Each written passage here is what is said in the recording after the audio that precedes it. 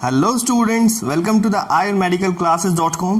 आज हम बात कर रहे हैं पंचकर्म के पार्ट 3 की, जिसमें हम पढ़ रहे हैं CCIM सिलेबस वाइज एक्सप्लेनेशन। तो सबसे पहले देख लेते हैं सिलेबस को। तो इस सिलेबस में हमने देखा था पहली वीडियो जो आई है, अगर आपने नहीं देखी है तो पहली 2 वीडियोस ऊपर आई बटन पे क्लिक करके आप देख सकते हैं। इंट्रोडक्शन पार्ट चल रहा है जिसमें हमने अभी तक पढ़ लिया है। पहली वीडियो में हमने पढ़ा था introduction to the panchakarma and shodhana, its importance for the promotion of health, prevention, treatment of disease. Second video में हमने त्रिविध कर्म पढ़े थे, पूर्व प्रधान और पश्चात कर्म, रिलेशन टू शोधना एंड देयर इंपॉर्टेंस। नाउ अभी हम जो पढ़ने वाले हैं वो है थर्ड पॉइंट, इंडिकेशन ऑफ शोधना एंड शोधना अकॉर्डिंग टू ऋतु। ये चीज हम पढ़ने वाले हैं। तो चलिए स्टार्ट करते हैं। तो अब हम देखते हैं, सबसे पहला पॉइंट है कि संशोधन के योग्य और अयोग्य क्या होते हैं, indications and contraindications of शोधना। तो इसमें एक चीज बताई गई है, वो चीज क्या है कि बहुदोष अवस्था होने पर शोधन के योग्य होते हैं। बहुदोष अवस्था होने पर संशोधन के शोधन के योग्य होते हैं। तो बहुदोष अवस्था मतलब जब दोष बहुत ज्यादा बढ़ जाते हैं या बहुलता हो जाती है दोषों की बॉडी के अंदर, तब शोधन कर्म करना चाहिए। अब हम इसके लक्षण की बात करते हैं कि जब दोष बहुत ज्यादा बढ़ जाते हैं बॉडी के अंदर तब क्या लक्षण दिखाई देते हैं। तो चरक सूत्र स्थान 16/13 से लेकर के 16 तक का श्लोक में क्या बताए गए हैं कि जब दोष बहुत ज्यादा बढ़ जाते हैं उसके लक्षण बॉडी पे क्या आते हैं। अविपाक हो जाता है, खाना सही से नहीं पच पाता, अरुचि हो जाती है, खाने की इच्छा नहीं होती है, स्थूलता हो जाती है, बॉडी के अंदर भारीपन आ जाता है, पांडु रोग हो जाता है, एनीमिया से बोलते हैं, गौरव क्लम और पीड़काएं हो जाती हैं बॉडी के ऊपर, एक्सटर्नल ग्रोथ, कंडू खुजली हो जाती है, अर्थी बेचैनी होती है, आलस्य, थकावट, श्रम यानी थकावट, दौर्बल्य दुर्बलता आने लगती है, और दुर्गंध, अनिद्रा, अतिनिद्रा, तंद्रा मतलब थकावट, और अबुद्धि और दुष्ट। इस स्वप्न से मतलब होता है कि अजीब से स्वप्न हमें दिखाई देने लगते हैं, सपने जिसे बोलते हैं, और बल वर्ण की हानि हो जाती है। और ये क्या होते हैं, ये बहुदोष के लक्षण बताए गए हैं। तो इसी में हमें क्या करना चाहिए, संशोधन करना चाहिए। इसी में संशोधन हितकारी है। अब चलते हैं नेक्स्ट कि इसके उपाय क्या करें जब ये लक्षण बॉडी पे आ रहे हो। तो जब दोष अधिक बढ़ जाते हैं तो उनकी चिकित्सा क्या बताई गई है कि अवसेचन करें। अवसेचन से क्या मतलब होता है कि उन दोषों को बाहर निकाल दें। ठीक है, बाहर निकालना क्या होता है, अवसेचन। ठीक, जैसे क्या होता है कि पानी में जब कोई खेत डूब जाता है तो हम उसे सुखाते नहीं हैं, बल्कि क्या करते हैं, उसकी मेड़ को तोड़ देते हैं, जिससे क्या होगा, वो पानी बाहर आ जाता है और वो खेत ठीक हो जाता है। ठीक है, वैसे ही क्या होता है, जब बहुदोष अवस्था आती है, यानी दोष बॉडी में भर जाता है, तो अवसेचन करते हैं। तो अवसेचन करते हैं इसका मतलब है उन दोषों को बाहर निकाल देते हैं। ठीक है, अब चलते हैं नेक्स्ट पे कि संशोधन के अयोग्य क्या होते हैं, कंट्रा इंडिकेशंस क्या होती हैं शोधन की।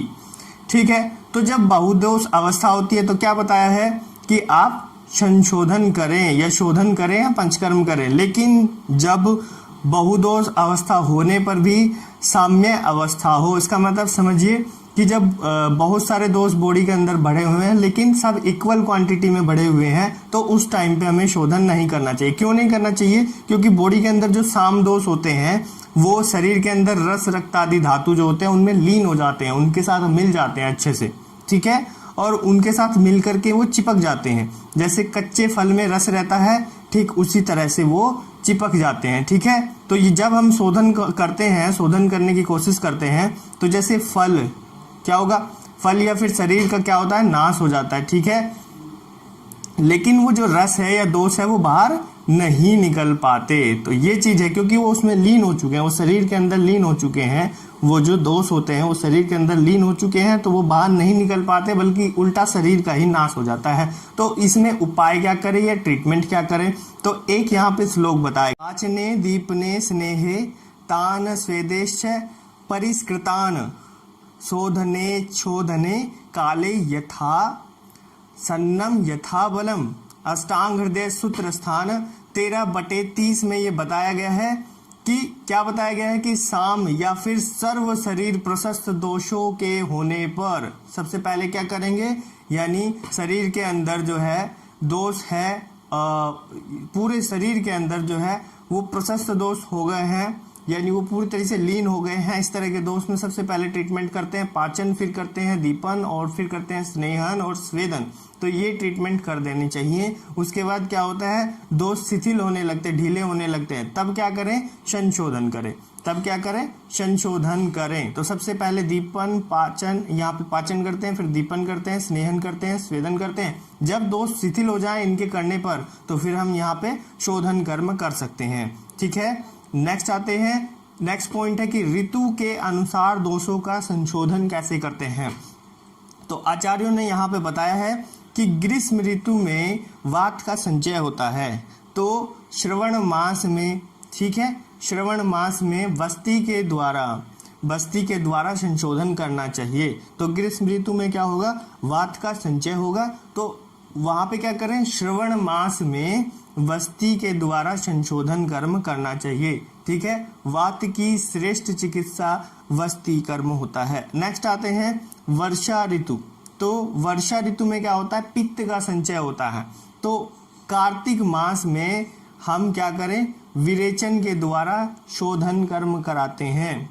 तो पित्त की श्रेष्ठ चिकित्सा संशोधन चिकित्सा या शोधन चिकित्सा विरेचन के द्वारा होती है। नेक्स्ट आते हैं हेमंत ऋतु में। जब क्या होता है, कफ संचित हो जाता है, बॉडी के अंदर इकट्ठा हो जाता है, तो चैत्र मास के अंदर हम वमन के द्वारा उस दोष का यानी कफ का संशोधन कराते हैं। तो ये एक इम्पोर्टेंट टेबल है, इस इम्पोर्टेंट टेबल में पूरा टॉपिक कवर हो जाता है। तो आज की वीडियो में बस इतना ही। मिलते हैं नेक्स्ट पॉइंट के साथ, सिलेबस के नेक्स्ट पॉइंट के साथ नेक्स्ट वीडियो में। तब तक के लिए थैंक यू। वीडियो अच्छी लगी हो तो लाइक करें, कमेंट करें, शेयर करें। जय आयुर्वेद।